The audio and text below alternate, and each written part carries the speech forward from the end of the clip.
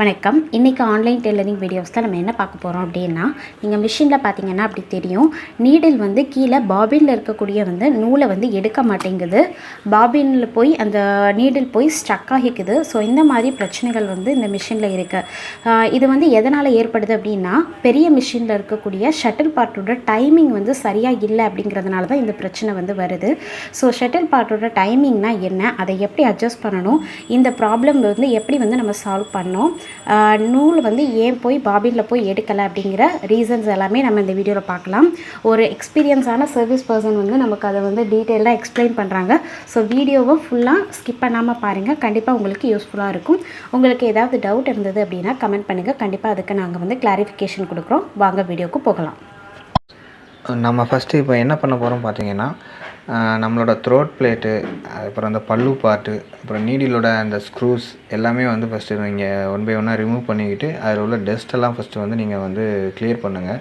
So அப்படி நீங்கள் clear பண்ணும்போது தான் நமக்கு ஷட்டில் பார்ட்டோட ஈஸியான ஒரு நல்ல வியூ கிடைக்கும். ஸோ அப்படி வியூ கிடைக்கும்போது நம்ம ஈஸியாகவே அதை சரி பண்ணிடலாம். ஸோ ஃபஸ்ட்டு நீங்கள் செய்ய வேண்டியது இந்த ஸ்க்ரூஸ் எல்லாம் ஃபஸ்ட்டு ரிமூவ் பண்ணிக்கோங்க. ரிமூவ் பண்ணி முடித்த பிறகு பார்த்தீங்கன்னா, உங்களுக்கு இந்த செட்டிலில் எந்த ஸ்க்ரூவை அட்ஜஸ்ட்மெண்ட் பண்ணணும்னு ஃபஸ்ட்டு நான் சொல்கிறேன். ஸோ அந்த செட்டில் பார்ட்டுக்கு கீழே உங்களுக்கு 3 ஸ்க்ரூஸ் இருக்கும். ஸோ அந்த 3 ஸ்க்ரூஸை நீங்கள் கொஞ்சமாக லூஸ் மட்டும் பண்ணால் போதும். ஃபுல்லாகவே கழட்டிட வேண்டாம். நீங்கள் ஒன்ஸ் லூஸ் பண்ணிட்டாலே நம்ம செட்டில் ஃபஸ்ட்டு ரிமூவ் பண்ணிடலாம். ரொம்ப ஈஸியாகவே ரிமூவ் பண்ணலாம். 3 ஸ்க்ரூஸுமே கொஞ்சமாக லூஸ் பண்ணுங்கள். லூஸ் பண்ணி முடித்த பிறகு இந்த மாதிரி நமக்கு செட்டில் நம்ம கையில் எடுத்துடலாம். ஸோ கையில் எடுத்த பிறகு பார்த்திங்கன்னா, அந்த 3 ஸ்க்ரூஸுமே நான் உங்களுக்கு காட்டுறேன். 3 ஸ்க்ரூஸுமே கொஞ்சம் பெருசாக இருக்கும். சட்டிலில் உள்ள அந்த ஹூக் பார்ட்டில் சட்டிலுக்குள்ளே சின்ன ஸ்க்ரூஸ் இருக்கும். அதை நீங்கள் தொட வேண்டாம். வெளியே உள்ள 3 ஸ்க்ரூஸை மட்டுமே நீங்கள் ரிமூவ் பண்ணிக்கலாம். அதுக்கப்புறம் பார்த்திங்கன்னா, அந்த சட்டில் நம்ம மாட்டக்கூடிய ஏரியாவில் எதுவும் டஸ்ட் இருந்துச்சுன்னா, அதாவது தூசி இருந்துச்சு, நூல் எதுவும் சுற்றி இருந்துச்சுன்னா நீங்கள் கண்டிப்பாக அதை கொஞ்சம் க்ளீன் பண்ணிக்கோங்க. க்ளீன் பண்ணி நீங்கள் ரிமூவ் பண்ணிக்கோங்க. ஸோ அது உங்களுக்கு ரொம்பவே யூஸ்ஃபுல்லாக இருக்கும்.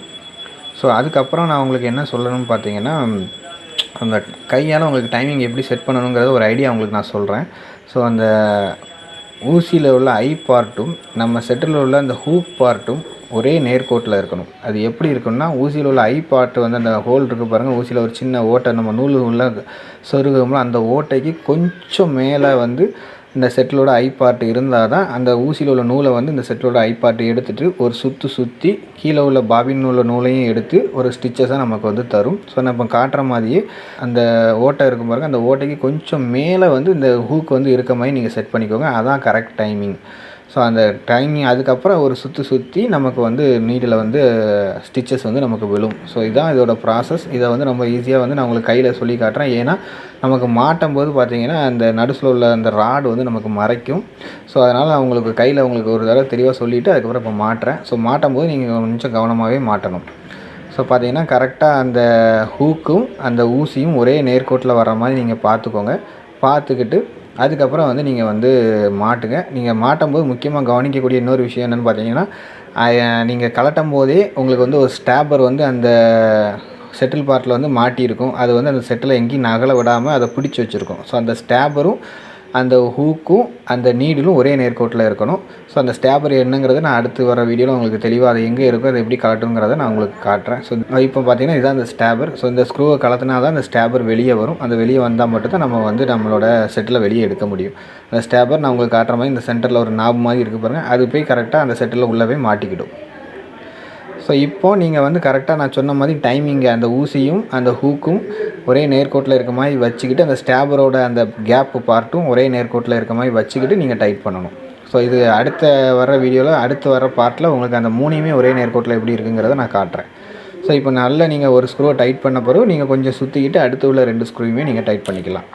இப்போது உங்களுக்கு நீங்கள் ஒன்ஸ் அதை டைட் பண்ணி முடிச்சிட்டிங்கன்னா, நம்ம அடுத்த பார்ட் என்னங்கிறத பார்க்கலாம்.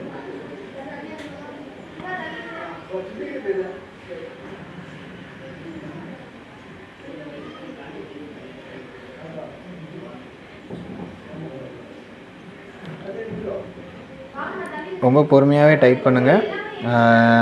இந்த ப்ராசஸ்ங்கிறது பார்த்திங்கன்னா, எல்லாராலையும் உடனே பார்த்த உடனே செய்யக்கூடிய ப்ராசஸ் கிடையாது. நீங்கள் 1க்கு 2 தடவை தப்பாக செஞ்சு பார்த்துட்டு கடைசி 3ஆவது தடவை தான் உங்களுக்கு ஓரளவுக்கு சின்ன ஐடியாவாவது இந்த செட்டில் பார்ட்டில் உங்களுக்கு கிடைக்கும். ஸோ ஸோ நல்ல உங்களுக்கு முடிஞ்ச அளவுக்கு பொறுமையாக டைட் பண்ணுங்கள். ஸோ இந்த இமேஜில் நான் காட்டியிருக்க மாதிரி பார்த்தீங்கன்னா ஊசி கண் பாயிண்ட்டுக்கு சரியாக மேலே வந்து ஹூக் பாயிண்ட் வருவது போல் செட் பண்ணணும்னு சொல்லியிருக்கேன். ஸோ நீங்கள் ஹூக் பாயிண்ட்டுக்கும் அந்த கண் பாயிண்ட்டுக்கு சென்டர்லேயே இருக்க மாதிரி வேண்டாம். அது வந்து உங்களுக்கு நூல் கட் ஆகலாம், இல்லை ஸ்கிப்படு ஸ்டிச்சஸ் விழுறதுக்கு சான்சஸ் இருக்குது. ஸோ இப்போ நான் உங்களுக்கு காட்டுற மாதிரி பார்த்தீங்கன்னா